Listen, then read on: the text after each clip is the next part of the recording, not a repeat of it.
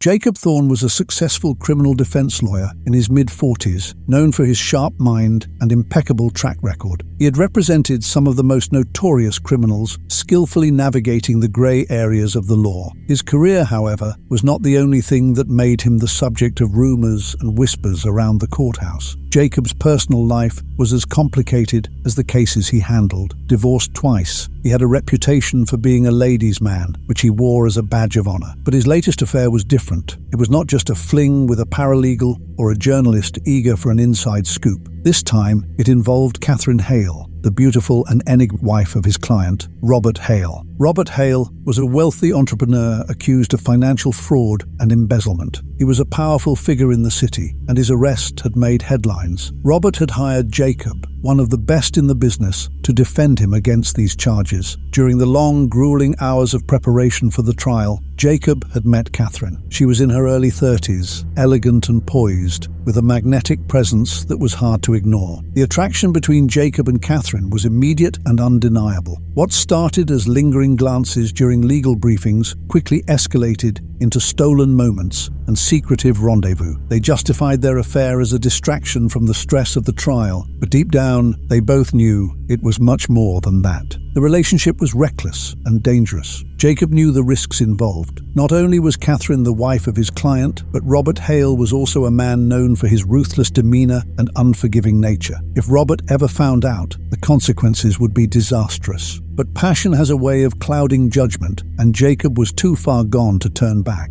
As the trial date approached, the stakes became even higher. Robert was facing the possibility of a long prison sentence, and his mood grew darker with each passing day. Catherine, caught between her loyalty to her husband and her infatuation with Jacob, became increasingly anxious. She started to talk about leaving Robert, but Jacob knew this was easier said than done. Robert's influence was far-reaching, and escaping his grasp would not be simple. The night before the trial was set to begin, Catherine called Jacob in a panic. She was convinced that Robert had found out about their affair. Jacob tried to calm her down, but he couldn't shake off the uneasy feeling that something terrible was about to happen. He reassured her that everything would be fine, that they would get through this together, but his words felt hollow even to himself. The next day, the courtroom was packed. Journalists, legal experts, and curious onlookers filled the benches, eager to witness the trial that had gripped the city. Robert Hale sat at the defendant's table, his face a mask of calmness, but his eyes were cold and calculating. Catherine was nowhere to be seen. As Jacob began his opening statement, his mind raced with 1,000 thoughts. He had prepared meticulously for this moment, but all he could think about was Catherine's absence. Had something happened to her? Had Robert found out and done something unforgivable? He pushed these thoughts aside and focused on the task at hand. He had a job to do, and he couldn't afford any distractions. The trial proceeded as expected. The prosecution presented a solid case, but Jacob was relentless in his cross-examination, poking holes in their arguments and casting doubt on their evidence. The day ended with the jury looking uncertain, exactly what Jacob had hoped for. But as the courtroom emptied, Jacob's unease returned. He had tried calling Catherine several times during the recesses, but there was no response. Later that evening, Jacob decided to go to Catherine's house. He needed to see her, to know that she was safe. As he pulled up to the grand mansion, he noticed that the gate was open, which was unusual. His heart pounded in his chest as he stepped out of his car and made his way to the front door. It was slightly ajar. Jacob pushed the door open and called out Catherine's name, but there was no answer. The house was eerily quiet. He walked through the dimly lit hallway, the sound of his footsteps echoing off the marble floor. When he reached the living room, he froze. Lying on the floor, in a pool of blood, was Catherine. She was dead. The sight was horrifying. Her once beautiful face was now twisted in an expression of fear and pain. Jacob's mind went blank as he fell to his knees beside her lifeless body. He had seen death before, but this was different. This was someone he cared about, someone he had risked everything for. The sound of approaching sirens snapped him back to reality. Panic surged through him. What was he going to do? The police would arrive any minute, and they would find him here, with Catherine's dead body. It would look like he had killed her. He knew he had to leave, but he couldn't just abandon her like this. Torn between his emotions and the need to protect himself, Jacob made a split-second decision. He grabbed a cushion from the sofa and used it to wipe down the few surfaces he had touched. Then, with one last look at Catherine, he fled the scene, his mind racing with the realization that his life had just taken a dark and irreversible turn. Jacob drove aimlessly through the city streets, his mind swirling with confusion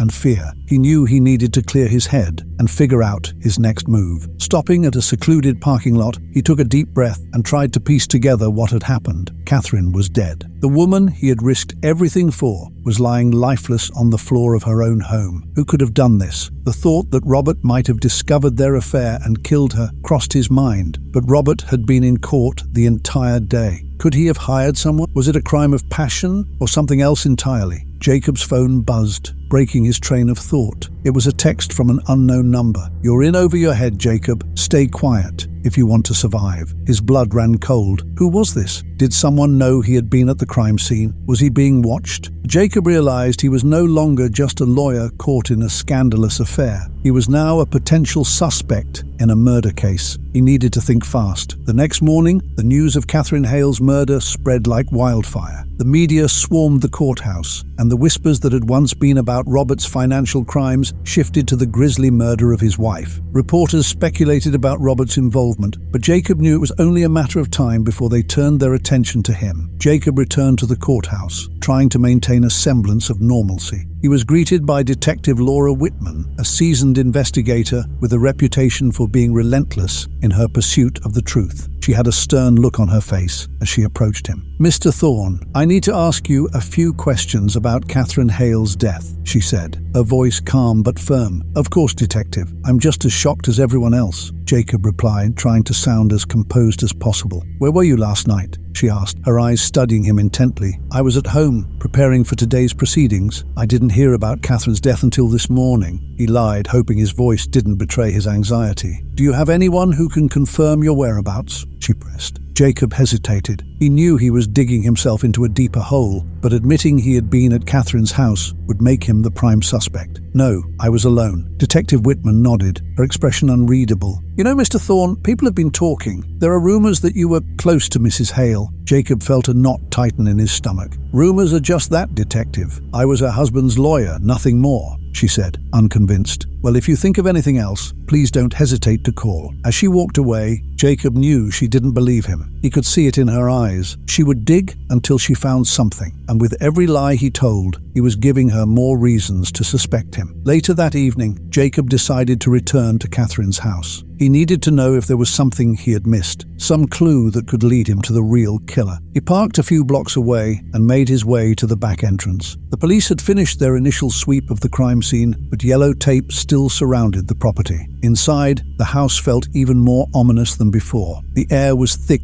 with the scent of death and something else Jacob couldn't quite place. He moved cautiously through the darkened rooms, his heart pounding in his chest. He reached the living room and stood over the spot where Catherine's body had been found. The blood had dried, leaving a dark stain on the expensive rug. He knelt down, looking closely at the area, when he noticed something strange, a tiny piece of glass, almost invisible to the naked eye, near the edge of the sofa. Jacob picked it up and examined it closely. It looked like a shard from a broken vial. His mind raced as he tried to connect the dots. Was Catherine drugged before she was killed? Was this how the murderer subdued her? Suddenly, Jacob heard a noise behind him. He spun around, his heart in his throat, only to see Detective Whitman standing in the doorway, her expression a mix of surprise and suspicion. "What are you doing here, Mr. Thorne?" she asked, her voice cold and accusatory. Jacob stammered, I just wanted to see if there was something I could find, something that might help catch her killer. Or maybe you were just here to cover your tracks." She shot back, stepping closer. "No, I swear, I found this," he said, holding out the tiny glass shard. Detective Whitman took it and examined it carefully. "Interesting," she murmured, "but it doesn't prove anything, except that you were here again." Jacob knew he was in trouble. The look in her eyes said it all. She didn't just suspect him, she was certain he was involved. And now she had evidence placing him at the scene not once, but twice. "Mr. Thorne, I suggest you get a lawyer," she said finally, turning away. Jacob watched her leave, feeling more trapped than ever. He was no longer just a lawyer caught in a web of deceit. He was now a suspect in a murder investigation that was spiraling out of control. He needed to find out who killed Catherine, not just to clear his name, but to stay alive. Because if the real murderer was willing to kill Catherine, they wouldn't hesitate to come after him next. Jacob felt the walls closing in. With Detective Whitman breathing down his neck and the real killer still out there, he was running out of time. Desperation pushed him to take a risky step.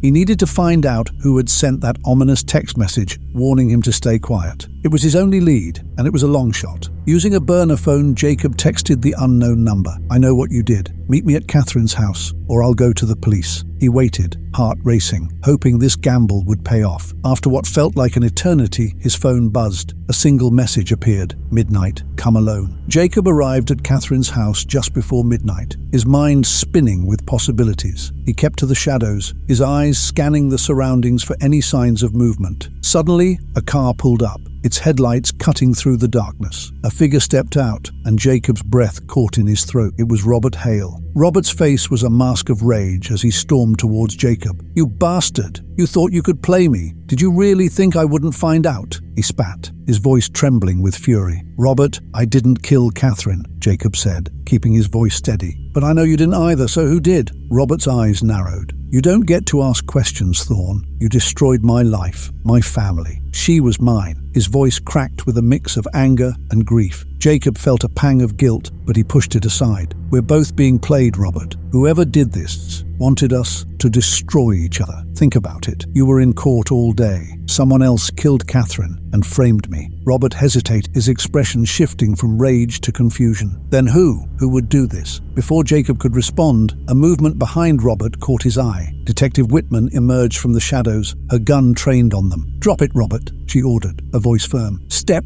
away from him." "What the hell is this?" Robert demanded, turning to face her. "I should have known it was you," Jacob muttered, pieces of the puzzle clicking into place. "You set me up from the start, didn't you, Detective?" Whitman smirked. "You're smarter than you look, Thorne, but not smart enough. Catherine was just collateral damage. I needed a big case, something that would make my career. A high-profile murder involving a rich businessman, a cheating lawyer, and a dead trophy wife. It's perfect." Jacob felt a cold sweat break out. "So you killed her? Why?" "She was going to leave, Robert, and I knew you'd protect her, maybe even turn yourself in if it came to that. I couldn't have that. I needed both of you to go down. But you're right, I didn't expect Robert to have such a solid alibi. It complicated things." Robert stared at her in disbelief. "You killed my wife to frame us." Whitman shrugged. She was in the way. "It was never personal. But now that you're both here, I can finally end this." She raised her gun, aiming it at Jacob. In that split second, Jacob acted on pure instinct. He grabbed the tiny glass shard he had found earlier and flung it at Whitman. It struck her arm, just enough to make her flinch. Robert lunged at her, knocking the gun from her hand. The two struggled, but Robert, fueled by rage, managed to pin her to the ground. Jacob grabbed the gun and pointed it at Whitman, his hand shaking. "It's over, Detective." The sound of approaching sirens filled the air. The neighbors, alerted by the commotion, had called the police. Within minutes, officers swarmed the scene, arresting Whitman as she spat venomous curses at Jacob and Robert. Later, as the two men sat on the steps of Catherine's house, watching the police cart Whitman away, Jacob turned to Robert. "I'm sorry. I never meant for any of this to happen." Robert sighed, his shoulders slumping. "You're not the only one who's sorry. I should have been a better husband." The media would have a field day with this story. The corrupt detective, the love triangle, the murder. But for Jacob, it wasn't about clearing his name anymore. It was about justice for Catherine. As the first light of dawn broke, Jacob stood and walked away, leaving the chaos behind. He would face whatever came next, but at least he had done one thing right.